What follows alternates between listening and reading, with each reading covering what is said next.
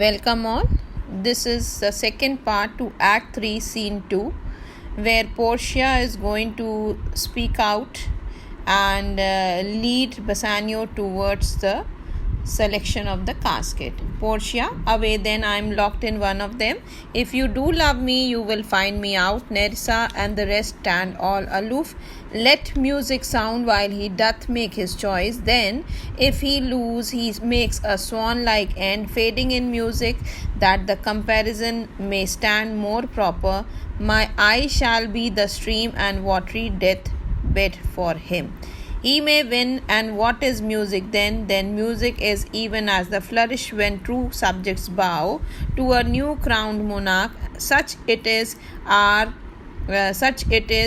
are those dulcet sounds in break of day that creep into the dreaming bridegroom's ear and summon him to marriage. Now he goes with no less presence, but with much more love than young Alcides when he did redeem the virgin tribute paid by howling Troy to the sea monster. I stand for sacrifice, the rest aloof are the Dardanian wives, with blared visages come forth to view the issue of the exploit. Go Hercules, live thou, I live, with much, much more dismay.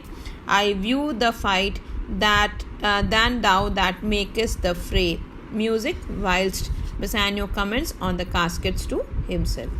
Away then, I am locked in one of them. If you do love me, you will find me out. So here Portia is speaking to Bassanio, where she is leading, guiding Bassanio towards the caskets, because finally Bassanio has said that he cannot keep himself away from this trial, and he feels that he is being tortured by being kept away from it. So as it is his wish, finally Portia takes him towards the place where the caskets are kept, and she says that, oh dear Bassanio, I am locked here. She is speaking about her portrait. Keep it in mind that in one of the caskets was kept the portrait of Portia, and the one who selected the correct casket which had the portrait of Portia would be the rightful owner to Portia. So I am locked in one of them. If you do love me, you will find me out. So she says that if you really love me, Bassanio, I feel that you will make the correct selection. Nerissa and the rest stand all aloof. Oh dear Nerissa and the rest of my servants, my attendants, please stay out of the way. Let him go and make his choice. Let music sound while he doth make his choice. Oh dear Nerissa, make sure that the music is played in the background. And now here in this these lines ahead, she is going to give comparison that how the music is going to sound if Bassanio loses the selection of the casket, or if he fails in the selection of the casket. So first is that he makes a swan-like end, fading in music, that the comparison may stand more proper. My eye shall be the stream, and watery death bed for him. So the background music is being compared to the song sung by the swan when it is about to die. So when the Bassanio fails in his choice making, finally Portia is not going to like this, and she is going to shed tears. Why? Because as per the will of the father, whosoever made the wrong choice had to immediately leave Belmont. And if this is done, if this happens, Portia cannot stop herself from shedding tears, and those tears are going to prove as the deathbed for Bassanio, exactly as the pond, the water pond, is a deathbed for the swan. He may win, and what is music then? Then music is even as the flourish when true subjects bow to a new crowned monarch. Now here the reference is that if in case Bassanio makes the correct choice, then what will the music sound like? So it is going to be really pleasant, very pleasing to the ears, exactly as the subjects have been to do the celebration. They enjoy, they celebrate. It is a kind of a ceremonial celebration which they arrange for their newly crowned king. Okay. Such it is as are those dulcet sounds in break of day that creep into the dreaming bridegroom's ear and summon him to marriage. Now, this music has again been compared to the sweet sounds which happen to fall into the ears of the about to become bridegroom early on the very day when he is about to get married. Okay, and when he hears these sweet sounding music, okay, sweet words of music, it is a reminder to him that finally the day, that happy day for him has approached, when finally he is going to become a bridegroom. Now he goes with no less presence but with much more love. So here now he has been taken for Bassanio. Look, oh dear Nerissa, look at him, the way he moves towards the selection of the casket, finally approaching towards the place where he is going to make his final choice. Look at him with no less presence. No less presence is he is not seeming to be in any way less handsome in appearance. He is equally as looking handsome as was Alcides when he did try to save the virgin tribute. So here let me tell you who is this virgin tribute. So virgin tribute has been said for Hesione, but the correct pronunciation for the name is Hazen. Okay, Hazen. Okay, so she was actually saved by Alcides. Okay, and the howling Troy, the word howling Troy has been said for the wailing, crying citizens of Troy who couldn't bear the sight that their princess is to be sacrificed to the sea monster. I stand for sacrifice, the rest aloof are the Dardanian wives with blared visages.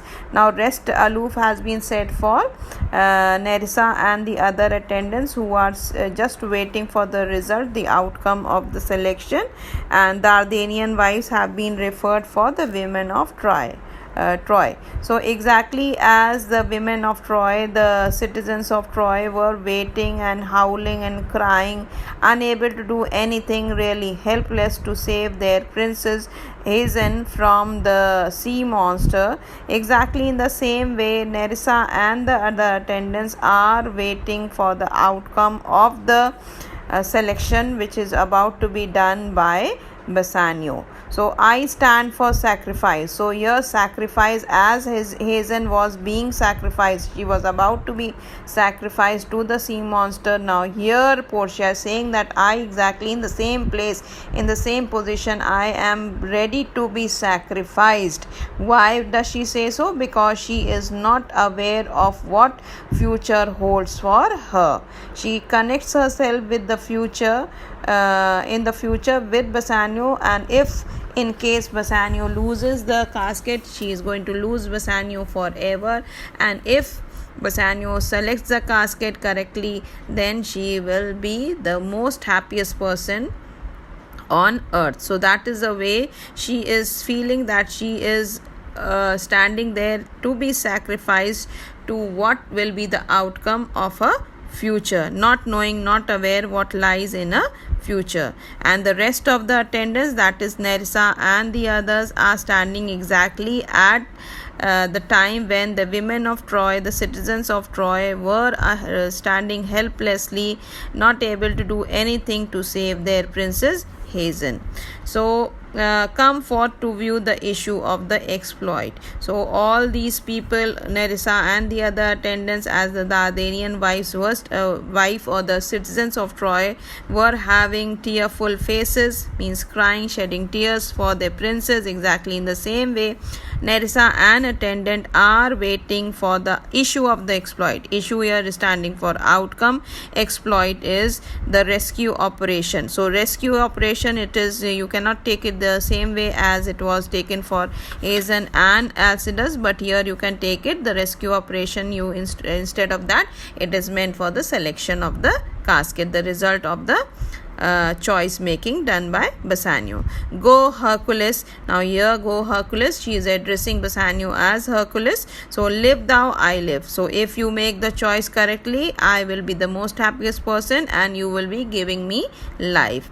With much more dismay, I view the fight that thou that makest the fray. So with so much of doubt, let me view the selection which you are about to make, and let me find out what is the result going to be of this choice making.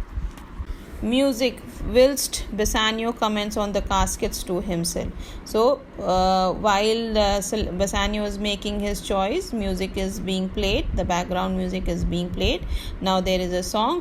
Tell me, where is fancy bred, or in the heart or in the head? How begot, how nourished? Reply, it is engendered in the eyes, with gazing fed, and fancy dies in the cradle where it lies. Let us all ring fancy's knell, I'll begin it, ding dong bell, ding dong bell. So here you have a song, okay, and in the first line you have the word fancy bred.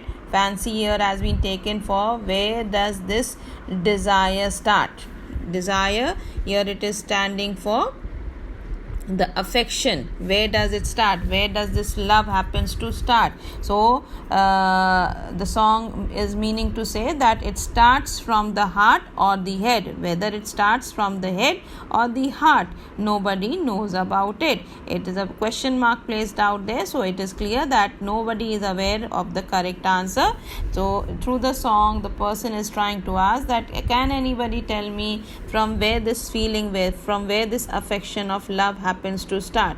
Does it start from the heart or the head? How begot? How begot is how it was born. How nourished? How it was sustained. Somebody reply. Can anybody solve my query? Can anybody solve my doubt?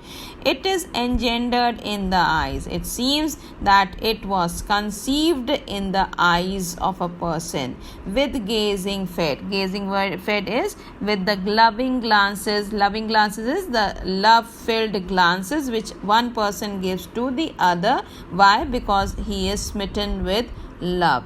And fancy dies in the cradle where it lies, and this which these eyes, from where it happens to start, this affection of love happens to start, it also dies out from there in the cradle where it lies. So it dies in the eyes where it was born.